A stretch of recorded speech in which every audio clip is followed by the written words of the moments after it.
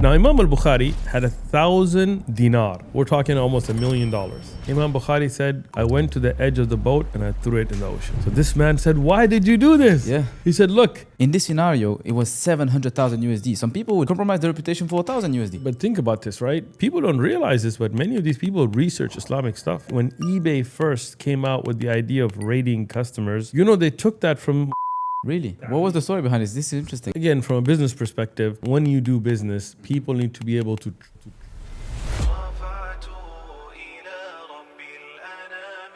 Assalamu alaikum wa rahmatullahi wa barakatuh. Welcome to a new episode where we analyze the story of Islam and take takeaways to apply in our business and grow wealth for the sake of Allah Azza wa Jal. In today's episode, we'll speak about something that's very important. We'll speak about not just a skill, but something that's so important in your life as a business owner.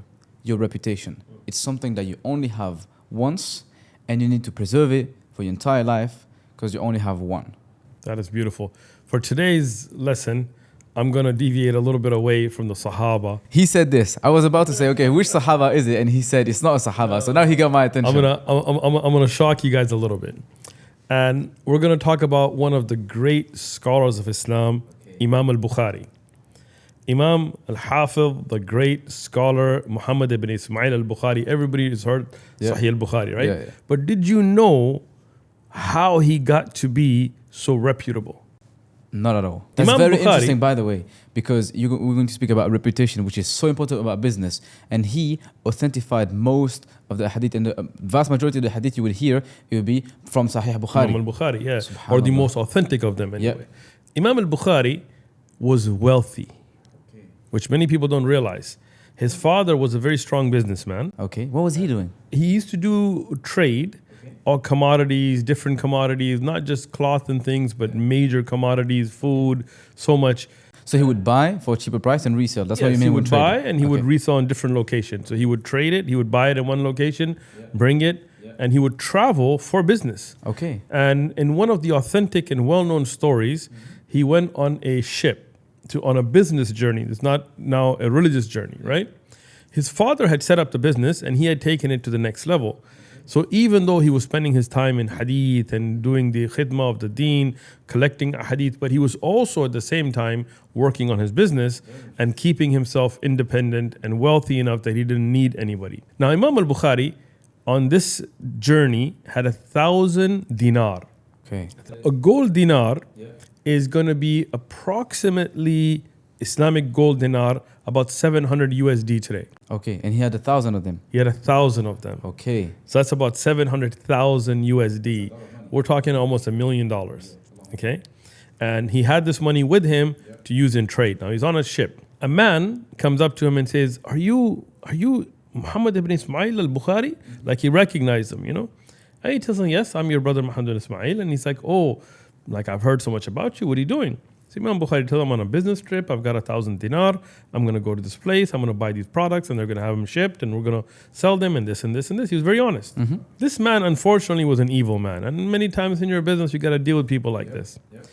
This man went to the captain of the boat, lied, and said, somebody stole 1,000 dinar from me. Okay. The 1,000 dinars that Imam Bukhari had with him. So now the captain of the boat makes an announcement. Hey, there's a thief on this boat who stole 1,000 dinar. We're going to search everybody. And if you have 1,000 dinar, then you're the one who stole it. Then you're the one that stole it. So now they start searching. One after one after one after one after. When they get to Imam Bukhari, he has nothing. So they searched the whole boat. They didn't find 1,000 dinar. So it's a long journey on a boat. They go back to their daily whatever tasks. So this thief, he comes to Imam Bukhari. He says, I'm confused.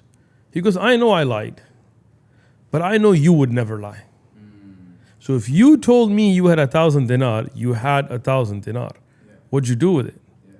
Imam Bukhari said, when this announcement was made, I went to the edge of the boat and I threw it in the ocean. He threw 700,000. 1,000 gold dinar. The equivalent of 700,000 USD. In the ocean. In the ocean. Subhanallah. And why did he do this?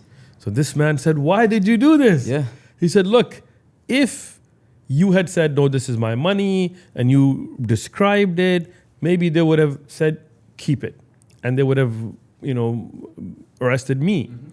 If not, I could have gotten it out, but you just threw it over the ocean. Like what good is it to anybody in the bottom of the ocean? Imam Bukhari said, I have spent a lifetime protecting my name and my reputation as the preserver and the hamil or the carrier of the authentic hadith of the Prophet sallallahu alaihi wasallam. So for my name, to even be doubted upon, to such a tuhma, such a even a accusation to come to my name, to me was not worth 1,000 dinar. SubhanAllah. He protected his reputation even at the loss of 700,000 USD. Now think about it in business. At times you might have to take a loss. At times you may have to take a knee. But when your reputation and your honor and your ability to represent your business honestly is protected, in the long run that's worth it. SubhanAllah. So many times you'd have times like you mentioned where you're in business and you have a great reputation, you've done business well for a long time, you preserve your reputation, and sometimes you might be in a situation we call it a sticky situation, where you haven't done anything wrong, but in a situation where a customer is not happy, taking care of them would cause a loss, but it would save your reputation. A lot of people would not take that loss and rather damage their reputation. But subhanAllah, we learn. But this is the problem. Even if you look at shopping today, many websites like Temu or this or that may sell a product at a lot cheaper, but people still prefer to shop at places like Amazon. Why? Because of the reputation of reliability, accepting returns easily, being able with this peace of mind that, you know what, if it doesn't work, they're going to return it for me. But what would you say if someone wanted to protect their reputation, but they were afraid of the loss they would have? In this scenario, it was 700,000 USD. Some people would compromise their reputation for 1,000 USD. Right, but think about this, right? Look at this scenario and how it played out. Imam al-Bukhari may have lost that wealth at that time, but Allah blessed him with the wealth later anyway. He continued to be wealthy. He lost that money, but he went on the trade. And what we find from the Kutub al-Tarikh is that the people that he was going to make the trade with trusted him enough that they sent the product even without him giving the money. And then he sold the product and he gave them the money and he made his profit. Right? He still took a loss, but look at the fact that today, if you tell somebody that hadith in Bukhari, khalas, no more questions. There's no questions about no it question. whatsoever. If I tell you this hadith is in Al-Bayhaqi or this report Al-Bazzar or something like this, you might be like, yeah. But if I say Bukhari, khalas, end of conversation. How did that get to be? And that's you can't even quantify the amount of money that this was worth. 700,000 USD is nothing compared to this. 1,000 years Imam Bukhari has been dead, right? But till today, you look at his name, his reputation, the work that he's done. Every masjid, every household has the Sahih Imam al-Bukhari. And when it's mentioned, the reputation, the honor, even above Muslim and Abu Dawud and Ibn Majah and Tirmidhi and other these great books, Bukhari takes a level because he took that care. Every hadith he wrote, before writing it, he would make a fresh wudu and make rak'atayn. SubhanAllah. He would make 2 rak'ah before writing each hadith. SubhanAllah. The care. Where did this come from? Where did this care for his reputation and being so afraid of damaging his reputation, where did this come from? Imam al-Bukhari was an amazing character in the history of Islam. From his childhood, he was very pious. As well known that when he was a young child, he would be writing hadith, memorizing hadith, spending time with hadith so much that the children would mock him. The other little children would tell him, how come you don't come play? And when he was forced to go play with them, he would cry. Why am I wasting my time? SubhanAllah. As a child. As a child. SubhanAllah. Famous narration, Imam Bukhari, when he was in Bukhara, in his current day Uzbekistan, Samarkand in that area, he was sitting in the hadith dars, but he wasn't taking notes. So the other students he saw in each dars, he's not taking notes, they started making fun of him. Why are you wasting your time here? You're not learning anything, you're not taking any notes. He told them, look, you do you, I do me. In the end, they bothered him enough. He said, okay, bring all your notes. And he told them, open your notes. And then he recited every single hadith with the sanad and every note from his memory that they had written down. SubhanAllah. It's an amazing incident, Imam Bukhari. And then this again, his reputation was protected, but it was worth it. He wasn't hype. He was actually that man. He earned it. The first time that he was going to go to Baghdad was the center of knowledge. There was Imam of Ahl Sunnah wal Jama'ah, Imam Ahmad ibn Hanbal. He was in Baghdad. And Imam al-Bukhari wanted to go to Baghdad to take hadith from Imam Ahmad.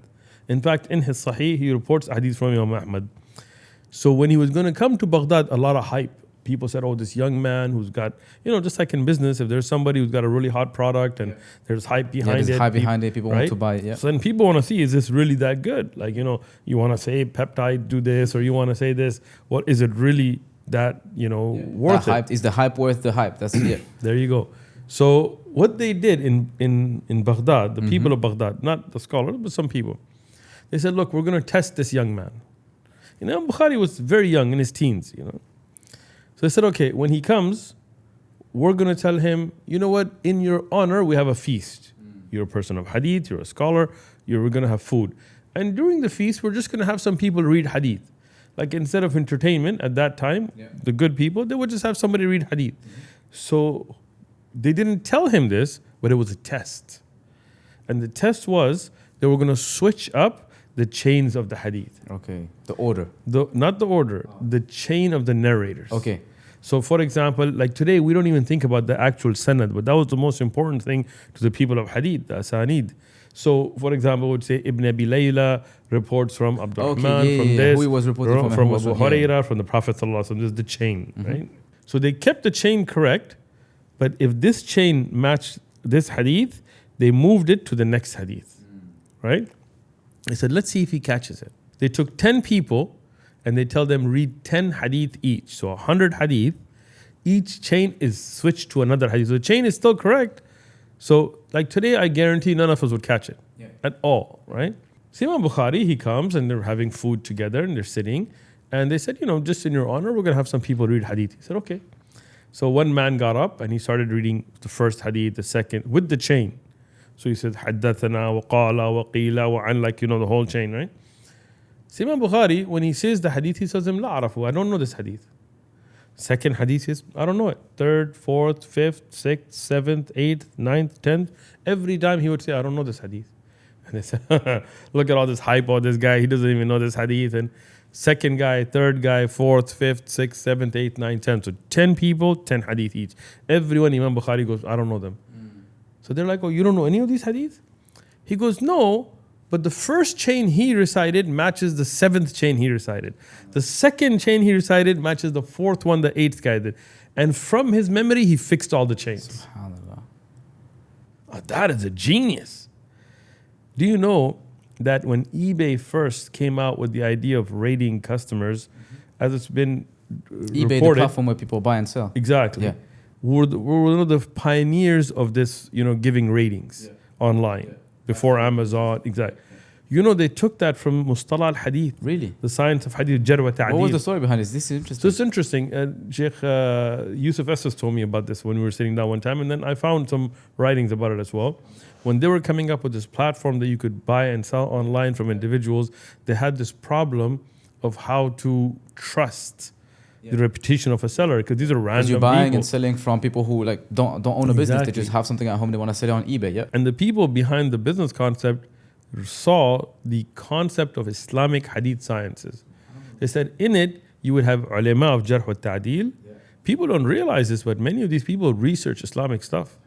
Elon Musk and others have mentioned about how they looked into a lot of these things. eBay learned to start rating from what they learned from Islam. From hadith sciences. Subhanallah. Jarh wa Ta'deel. Subhanallah. He said those hadith scholars would verify narrators, and many different scholars would give their ratings. And when you found scholars across the board accrediting somebody, then you would trust them in hadith.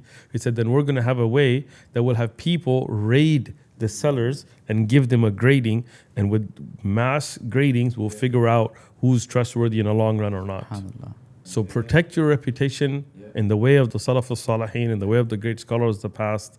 And even if you have to take a loss in business at times, but if it can gain you the trust of your customer, the reputation of being a solid seller who will accept a defective product, that will take a knee but save it. How can someone save and protect their reputation in today's day and age? Again, from a business perspective, when you do business, people need to be able to trust that, one, you're going to be selling a product honestly. And we talked about this in the last episode. But secondly, that you'd be willing to take some loss to protect your reputation. If I buy something from you and it comes out to be broken, I should feel comfortable that I can send it back to you And that will and you're fix going to it. refund me or fix it or make it right because you want to protect your reputation. If not, I'll buy from somebody else at a higher premium, but knowing I can trust that if it's not right, they'll fix it. And that's very interesting that you mentioned this, because Amazon literally has this policy and they're known for it. For whenever a customer has an issue with the product, they would return it, they would accept it, they would cover the shipping fees, they would refund all your money and not take any penny from it. They would cover a loss on both shipping you the product, shipping it back to them, and not being able to sell that because you opened the box again, just to preserve their reputation. But that has now made them one of the biggest platforms, and The biggest platform. Amazon is the platform where people buy the most amount of products in the world. look at that. Even with all that.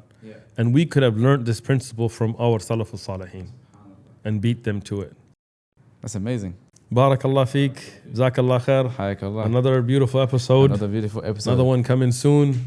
Preserve your reputation. You only have one. And just like we saw, even if it costs you 700,000 USD or more, you only have one reputation, and one reputation can take you a long way, and a bad reputation can take you in a very, very bad way. So make sure you preserve your reputation and you're always honest as a business owner. Barakallahu feekum. Akramakallah. Hayakallah.